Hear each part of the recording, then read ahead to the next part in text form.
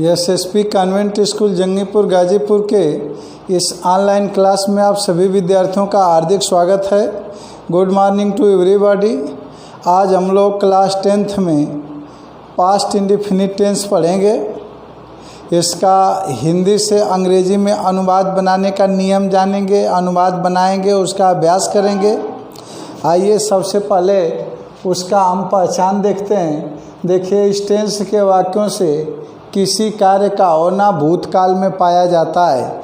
ध्यान देंगे, past indefinite tense के वाक्यों से किसी कार्य का होना भूतकाल में पाया जाता है और इसके हिंदी वाक्य के अंत में ता, था, ती, थी, ते, थे, आ, ई, ए आदि करके शब्द आते हैं। ध्यान दीजिएगा, ये बहुत ही इम्पॉर्टेंट टेंस है, क्योंकि जब भी आपको परीक्षा में अनुवाद बनाने के लिए दिया जाता है तो प्रायः जो ट्रांसलेशन के लिए जो पैसे जाते हैं उसमें जो घटना होती है वह भूतकाल की होती है। तो किसी भी टेंस की तुलना में सबसे ज़्यादा या कहिए कि लगभग 50% जो वाक्य होते हैं वह भूतकाल के ही होते हैं, पास्ट टेंस के होते हैं। तो इसलिए आप जो है ध्यानपूर्वक इसको पढ़ेंगे और जान लीजिए। पहचान पहले, पास्ट इंडेफिनिट टेंस से किसी कार्य का होना भूतकाल में पाया जाता है और इसके हिंदी वाक्यों के अंत में ता, था, ती, थी, ते, थे, आ, ई, ए आदि करके शब्द आते हैं। देखिए, इसका जो अनुवाद बनाने का जो नियम है वह क्या है? ऑल सब्जेक्ट कर दीजिए पहले, all subjects plus main verb का सेकेंड फॉर्म प्लस ऑब्जेक्ट या फिर अदर वर्ड्स रहेगा, अन्य शब्द रहेगा, तो उसको भी जो है आप लिख देंगे। तो इस तरह से इसका जो यही स्ट्रक्चर है, इसमें सब्जेक्ट चाहे सिंगुलर हो चाहे प्लूरल हो, सबके साथ जो है आपको मेन वर्ब का सेकेंड फॉर्म लिखना होता है। और ध्यान रखेंगे, इसमें जो है आपको इस टेंस में अधिकांशतः जो है परीक्षा में वाक्य पूछे जाते हैं, तो आप जो है उसका ध्यान रखेंगे। एक एग्जाम्पल देख लीजिए। मैं कल कानपुर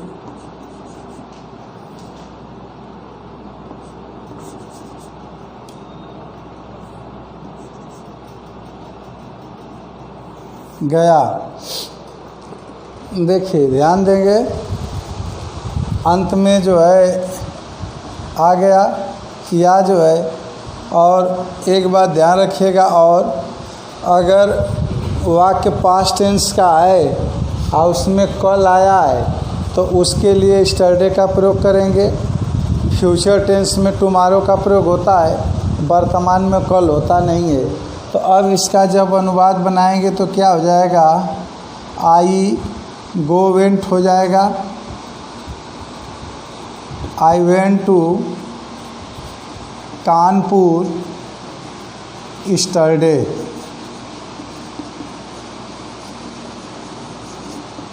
इस तरह से जो है बनेगा।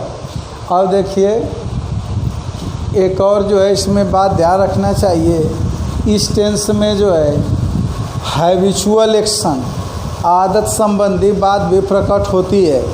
तो अगर इस टेंस के वाक्य से आदत प्रकट हुई हो तो आप जो है यूज टू या वुड का प्रयोग करेंगे। यानी इसमें क्या हो जाएगा? ऑल सब्जेक्ट्स प्लस वुड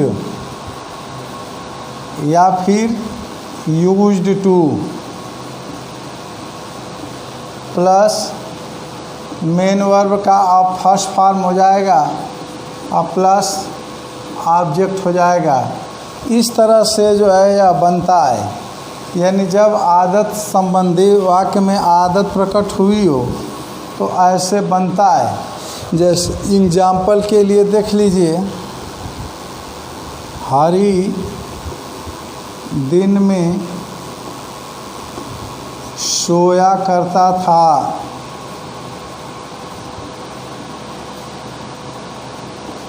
ठीक है, देखिए सोता था नहीं, सोया करता था, हैबिचुअल एक्शन है। तो आप ध्यान देंगे are subject plus would use to main verb का फर्स्ट फॉर्म प्लस सब्जेक्ट। आप दोनों में से वुड या यूज टू में से किसी का प्रयोग कर सकते हैं, लेकिन मॉडर्न इंग्लिश में वुड का प्रयोग अच्छा माना जाता है। आप वुड का प्रयोग करेंगे तो भी वाक्य सही है, यूज टू का प्रयोग करेंगे तो भी वाक्य सही है, लेकिन मॉडर्न इंग्लिश में वुड का प्रयोग अच्छा माना जाता है। तो जब आप इसका अनुवाद बनाएंगे तो क्या हो जाएगा, Hari would sleep in the day, या फिर आर करके आप यूज टू का भी प्रयोग कर सकते हैं। क्या हो जाएगा, Hari use to sleep in the day. इस तरह से जो है आप बनाएंगे तो अब आप समझ गए होंगे। आप अगर जो है सामान्य वाक्य है पास्ट इंडेफिनिट टेंस का, तो पहचान आपको बता दिया गया है कि इस टेंस के वाक्य से किसी कार्य का होना भूतकाल में पाया जाता है। अंत में देखिएगा ता, था, ती, थी, थे, आ, ई, ए, या आदि करके शब्द आता है। उसका नियम है all subject plus main verb का second form plus subject, other words रहेगा तो लिख देंगे। अगर आदत प्रकट हुआ है तो वुड या फिर यूज टू और मेन वर्ब के फर्स्ट फॉर्म का प्रयोग करेंगे। और एग्जाम्पल जो है आप देख सकते हैं।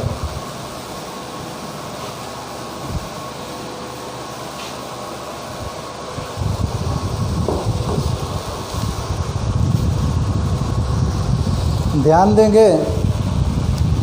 अब इस तरह से जो है आपको और एग्जाम्पल भी जो है, जैसे देख लीजिए, हम आज आगरा से आए थे, वह हम आज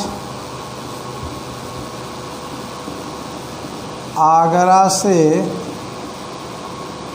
आए लिख दीजिए। ठीक है, अब जो है आप इसका जो है अनुवाद बनाएंगे तो उसी तरह से सब्जेक्ट लिख देंगे, वी हो जाएगा, सबके साथ मेन वर्ब का सेकेंड फॉर्म हो जाएगा, तो कम केम हो जाएगा, केम फ्रॉम आगरा टुडे। इस तरह से जो है आप बनाएंगे। अब देखिए ध्यान देंगे, अगर नेगेटिव वाक्य रहेगा तो नेगेटिव के वाक्यों को बनाने का जो नियम है, नेगेटिव सेंटेंस, नेगेटिव सेंटेंस में ध्यान देंगे क्या करना होता है। अब आपको इसका जो स्ट्रक्चर है उस पर ध्यान देंगे। देखिए इसमें दो शब्द आता है। अगर वाक्य में नहीं आया है तो डिड नॉट का प्रयोग कर दीजिए, अगर कभी नहीं आया है तो नेवर का प्रयोग कर दीजिए।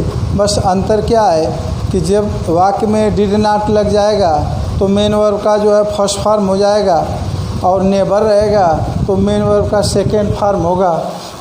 इसका जो स्ट्रक्चर है समझ लीजिए, जैसे all subject plus did not plus main verb का फर्स्ट फॉर्म प्लस ऑब्जेक्ट। जैसे एग्जाम्पल देख लीजिए, माताजी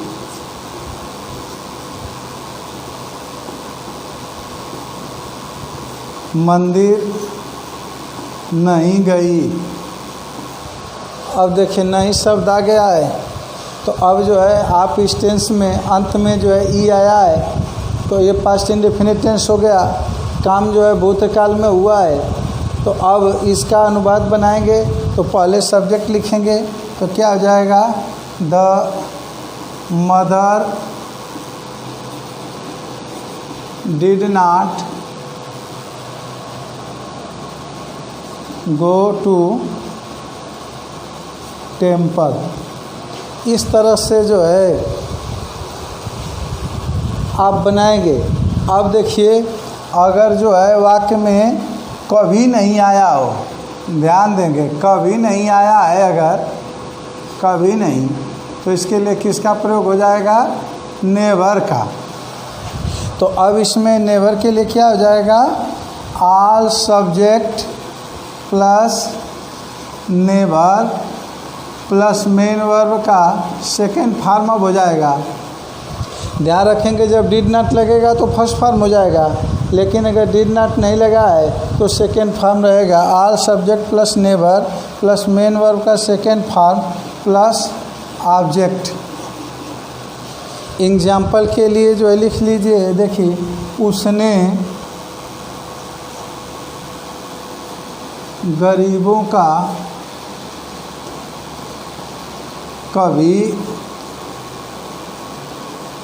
अपमान नहीं किया, नहीं किया। तो देखिए, कभी और नहीं, कभी नहीं आ गया। तो अब आप बनाएंगे तो सब्जेक्ट के बाद नेवर का प्रयोग करके मेन वर्ब का सेकेंड फॉर्म तथा ऑब्जेक्ट लिखेंगे। अब ध्यान देंगे क्या हो जाएगा? He never